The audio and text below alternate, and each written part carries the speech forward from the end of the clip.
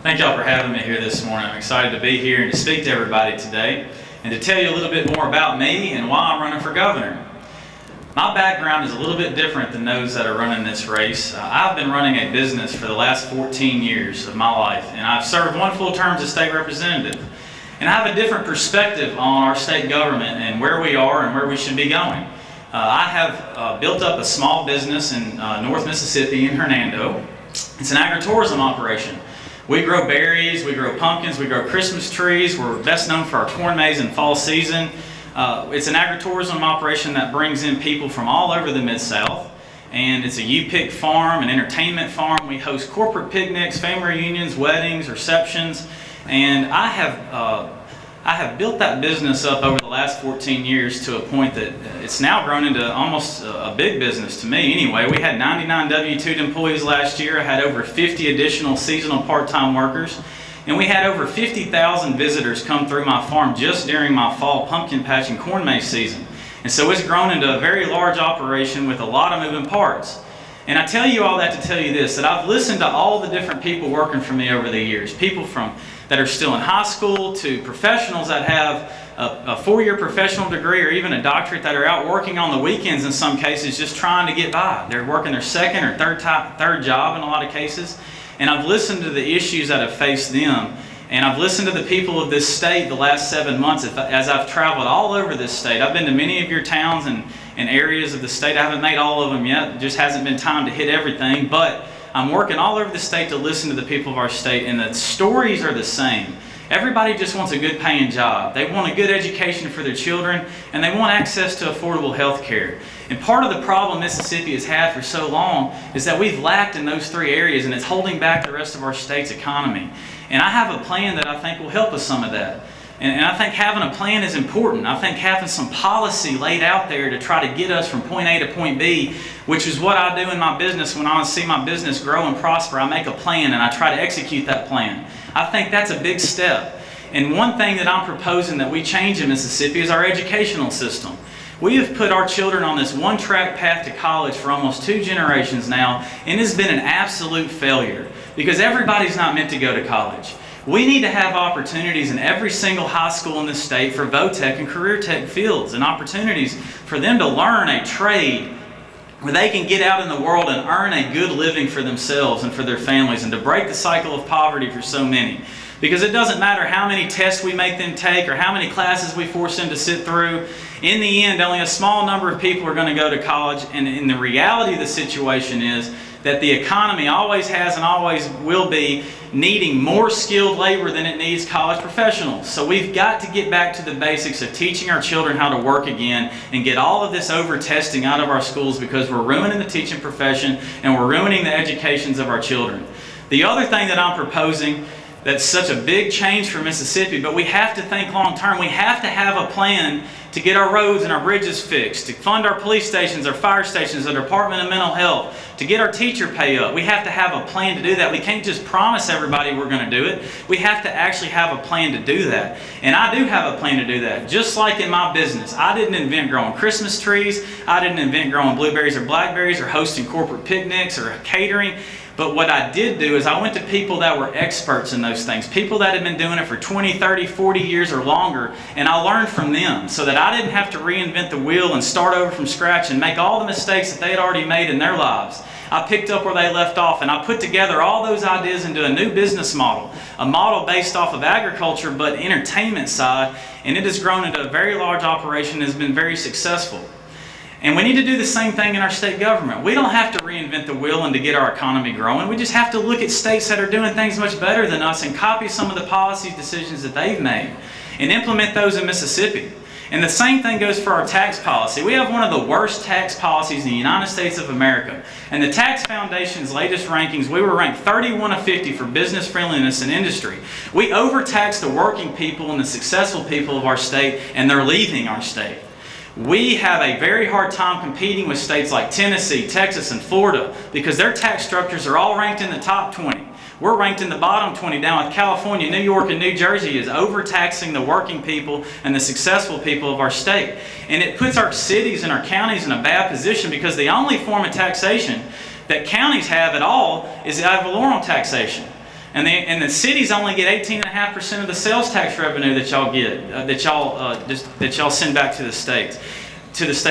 So we have got to get away from what I'm proposing is to repeal the personal income tax, completely do away with it over an 8 to 10 year period, and move to a straight use and sales tax based economy like they have in Tennessee, Texas, and Florida. And a big part of that is going to be giving our local cities and counties the option to be able to have infrastructure projects put before the people and say, we need to build these bridges, we need to build these roads, we need to do this sewer project, we need to do this in order to make our city grow and prosper, and to put it before the people and allow the people to decide if it's a worthy project or not. That has got to happen if we're going to get our state moving the right direction economically. And so it's a more conservative way to tax because it's a use tax. You let everybody in this state pay their fair share because there's a very small percentage of people paying into the income tax. But everybody in this state would then be paying their fair share at the pump. Whether you're an illegal alien, you haven't got caught and thrown out yet, whether you're a drug dealer on the corner, you're going to pay your fair share when you go to the gas pump and when you go to the store. The income tax is a big burden on a very small number of people, and it's not going to ever keep up, and we're going to be at a disadvantage to states around us until we fix that. And the last thing I want to mention while I'm here is why did I decide to run for governor after only one term as a state representative? Everybody wants to know, why not wait 8 years or 16 years or 20 years until you have better political capital, until you have more campaign finance funds? Well, I saw very quickly the problems facing our state as a first-term state representative, and I have solutions, I believe, to help with many of those problems. And I didn't want to wait 16 or 20 years because it would drain my passion, because it drains anybody's passion the longer you're in that system. Everybody here that served understands the grueling nature of being in politics, and your passion's not the same as when you go in as when you come out. And I wanted to run now while I have the passion to fight for the people of our state. And I wanted to run now while I don't owe anybody anything, because I don't. I haven't made any promises to anybody, and I'm not beholden to any donations. And if you will honor me with your vote on August 6th, this is the only promise I will make, that I will put God first in everything that I do, and I will do what is in the best interest of all Mississippi. Now may God bless these United States, and may God bless the state of Mississippi. Thank you.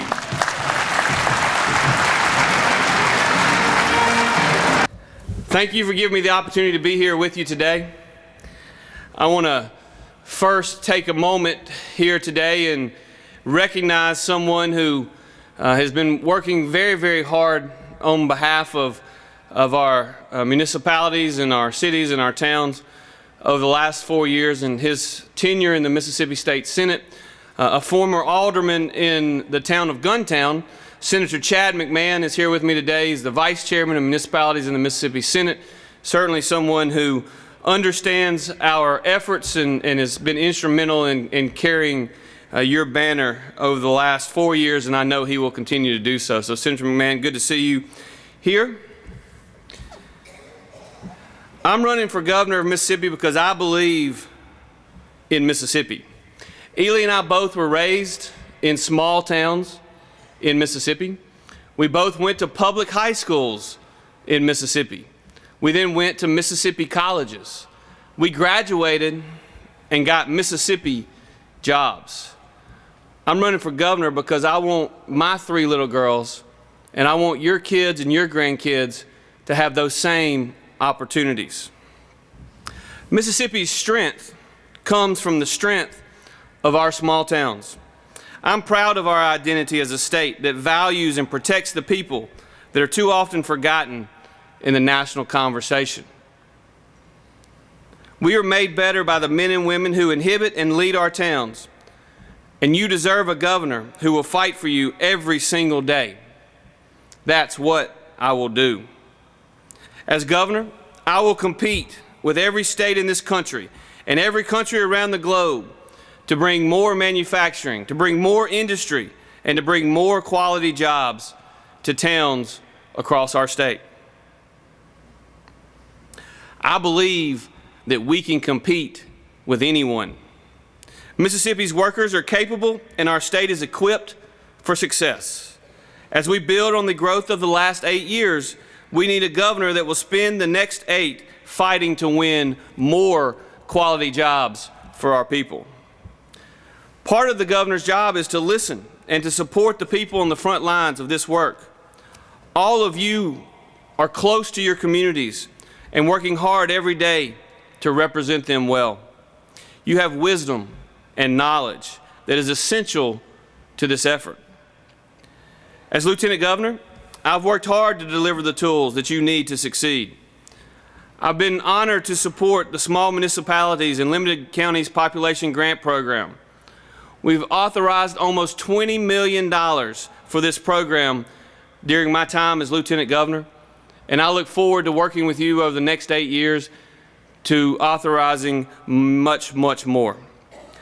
We've started the process of rebuilding our infrastructure across the state, and through the Mississippi Infrastructure Modernization Act, we created a new permanent revenue stream, and we did so in a way that recognized that the bulk of our challenges from an infrastructure standpoint are actually in rural counties and in our municipalities.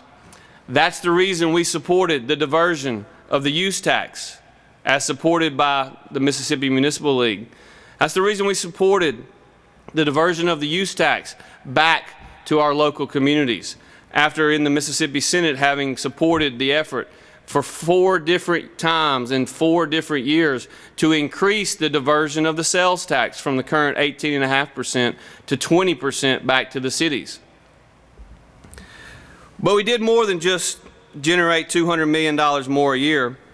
We also recognize your importance in the process, and we were honored to support the effort to give the Mississippi Municipal League a seat on the board of the advisory committee that oversaw the first $250 million in emergency road and bridge repair funds. We've been able to make these new investments without raising anybody's taxes on the citizens of this state, because we know that retaining our status as a low-tax state is critical for our long-term economic success. A quick fix is no replacement for fiscal discipline. I'm happy to tell you that Mississippi is in the best financial shape we've ever been in. Mississippi is in the best fiscal shape that we have ever been in. When I walked in the door as state treasurer in January of '04, Mississippi had $13 million in our rainy day fund. Now don't get me wrong, 13 million bucks would be a whole lot of money if it were in my personal checking account. But when you run a $20 billion a year operation, as state government is, 13 million bucks is just a pittance. That's why I'm happy through fiscally responsible policies that we've been able to increase our rainy day fund from the $13 million that was in it in January of '04 to a number as of June 30th of this year, once we finish our fiscal year, that will exceed $450 million set aside for a rainy day. Because the thing that we know better than most, and particularly down here on the Gulf Coast after having survived Hurricane Katrina, the thing that we know better than most is that whether it's an economic disaster or a natural disaster, there are always going to be days that rain in Mississippi. And you deserve a state government that is prepared for it. I'm here to tell you today that because of the leadership of Governor Bryant, whose support I'm honored to have in this campaign, because of his leadership and that of the conservative members of the Mississippi House and Senate, we are now prepared better than at any time in our state's history. As the leaders of your communities, I know that you agree we must do everything in our power to create more commerce and give our constituents more spending power. That's the reason I oppose new taxes and why I have worked to create an environment where investment can occur without raising the tax burden on our citizens. If we're going to recruit more business and industry into our communities, I will tell you, they are not going to locate in areas where they're not fiscally sound. The reason they're not going to locate there is because small businesses and large businesses alike look at taxes as nothing more than a cost of doing business. And if it costs them more to do business in your jurisdiction or in our state than it does somewhere else, they're going to locate somewhere else. It's critical that we maintain our status as a low-tax state. We've supported, over the last 8 years, the Rural Fire Truck Program, delivering over $20 million to this vital services in our rural areas across the state. I have consistently supported MDA bond programs like the Development Infrastructure Program, the Economic Development Highway Program, and the ACE Fund. This year alone, we invested $50 million in our ACE funds to help bring business and industry to communities throughout our state. We have supported the small municipality and limited population grant programs, as well as community heritage preservation grants. These are all vital programs that will continue and grow as more enterprise leads to more economic growth throughout our state. You also know that it's not all about spending. We can support the integrity of the home rule and encourage greater transparency in state government. We can build on the work that we have started together, and we can continue to grow as a state. Over the last 3 months, I have been in many communities around our state, and in many of them, I've had the opportunity to host economic development roundtables with government and business leaders in communities across Mississippi as part of our campaign. And there's been one idea that has really been garnering a lot of interest. We know that throughout our state, priorities are different. We cannot grow in one region. We need to lift up all of Mississippi. That is why, as governor, I will not have one economic plan for our state, but I will have 9 different economic plans that recognize what's best for the Mississippi Gulf Coast and what's best for DeLo may not be the same. And we need an economic plan that addresses both. I believe that we can continue to do great work together. I believe that Mississippi's best days are ahead of us. I believe that Mississippi is on the rise and our state is on the right track. I believe that we must do more work and make tough decisions to continue to compete. I am glad that we have you as partners in this work. I know that together we can continue to help families and communities across our state grow. We can continue to make Mississippi a place that our children and our grandchildren are proud to call home. I look forward to working with all of you to help make that happen. Thank you for giving me the opportunity to be with the Mississippi Municipal League today. Thank you, and may God bless the great state of Mississippi. Great to be with you on the coast. Now, I know, governor's a pretty hard job, but there's nothing like a mayor. Now, I'm going to tell you that. One mayor was telling me coming in, he said, "Man, it's terrible." I said, "What's going on?" He said, "We have a meeting, and this lady in the back of the room, every time we have a meeting, she stands up and she makes faces at me." He says, "It's hard enough, dealing with the alderman and the business and all this and all that." And I said, "That's terrible." And he says, "The worst part of it, that lady's my wife." Folks, Bill Waller running for governor, and I tell you, I want to be the chairman of your Chamber of Commerce, of the mayors of the state of Mississippi. I think we need hope. We need promise. I want to start with our teachers. Folks, we've got a problem right now. We had a teacher pay, an election year teacher pay, and we still are the last in the nation. Now, we've got to do better than that, and the problem is we've got over 1,000 vacancies statewide, and if we don't step up to the plate, we're going to have problems. And I know in your cities, there's few things more important than a strong school system. You talk to the teachers, they need to teach, they need counselors to back them up. And so I'm going to pledge to use your Chamber of Commerce. I'm going to do what I can as a priority to get the teacher pay, whatever we can do every year until we get to the Southeastern average.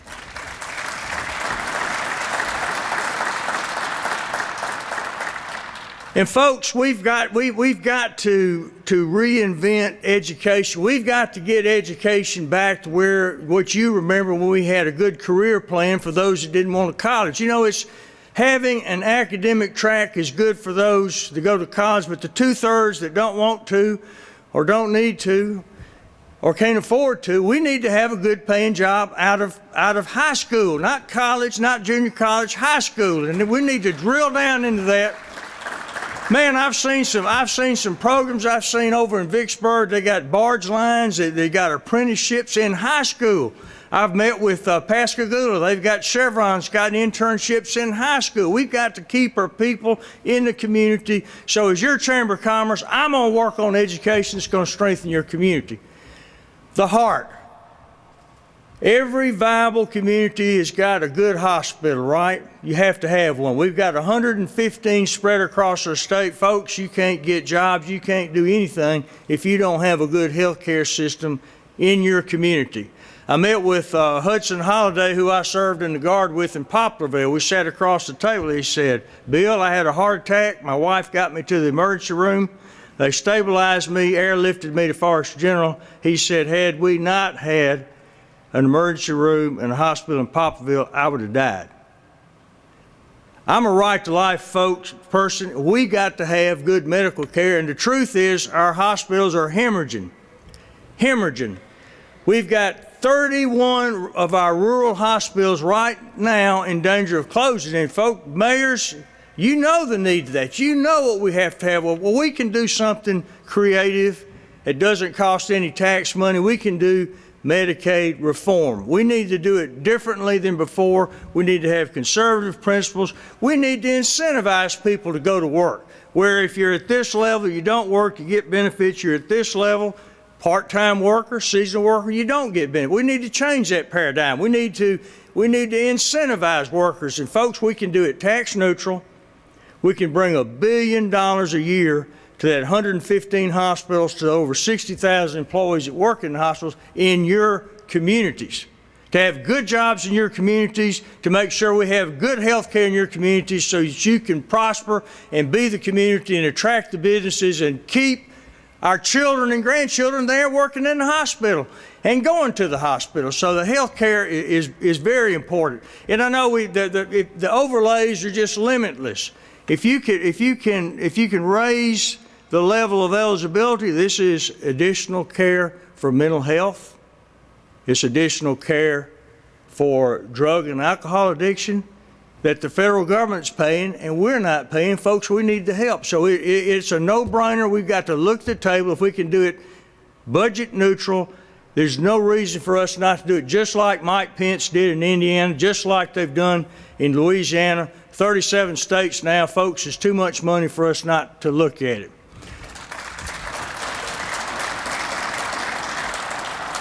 Third thing, roads and infrastructure. No community can exist without roads and infrastructure. The bill passed in the special session for the cities, the diversion off its sales tax. They call it use tax, it's sales tax. So instead of your percentage coming from 100% of the sales tax, you're getting your percentage for the cities on 65% of the sales tax. And by the way, the money for the roads and bridges, you got to match 50%. Folks, we've got to rethink things. We've got to do better. We've got to do broader. And by the way, the state part of that is from the lottery, which hasn't started yet, and which goes back to the general fund now in 9 years. So the top projection is $80 million, but it's probably going to be something less than that. And folks, we can't build roads, maintain bridges with that type of structure. We're going to have to do something big. We're the last state in the South to address the road problems. It's been 32 years since we've had a comprehensive road and bridge program that we've got to have, and that money won't fix the bridges. You've got your cities and your towns, but if you don't have the state roads linking your cities and towns, you don't have anything. And I've talked to the Jones County Superintendent of Education. He has to give vouchers to some of his parents for the children to come to school. Is a sweet potato farmer in Vardaman. He can't get to his crops on the other side of the little Tallahatchie because of the bridges have been posted. So we've got issues like this across the state. We've got to move now. We've got to get money circulating in the state part of it. The cities and counties get money, full money off the use tax. We've got to look at that. I'm conservative on that. Maybe there's a way we can offset an increase in fuel tax with an income tax swap or sales tax on groceries or license tax. We need to be creative, but we've got to have a big, bold program with a dependable revenue stream that helps everybody, the state roads, county roads, and city roads. So we've got to address the infrastructure in a significant way. So, your Chamber of Commerce, I've been Chief Justice the last 10 years, head of a branch of government. That's unique. I have been honored to serve the court and be the spokesman for the court as we brought in an e-filing system across the state that didn't cost the taxpayers anything. And we have brought drug courts across the state, which has saved the state millions of dollars, and more importantly, has joined families together and has returned people to the workforce. Chief, I've been a justice for 21 years, so I understand the problems. I've reviewed the annexation cases. I understand the issues that you have and the needs to grow and what you have to deal with. I've been a city judge. I've worked in a city, and I understand the problems you have in collecting those fines that you need so much. The drug courts has helped with that. We make that a condition of the people in the program to repay their fines. We can be creative and do other things than the tax bill. I've been 29 years in the National Guard. The governor is the commander-in-chief of the National Guard. I've been at tornadoes and ice storms and other civil emergencies. I understand the role of the first responders and the need to support your police chiefs and your municipalities in getting business back going and getting generators in place and meeting those needs that you have. I think that's an important skill set, and I've been in the private practice of law. Lastly, and for your policemen, we've got to have a crime lab that provides timely support to your policemen. It's unacceptable to wait 2 years for an autopsy or 8 months for a drug report to come back. We have got to fund it.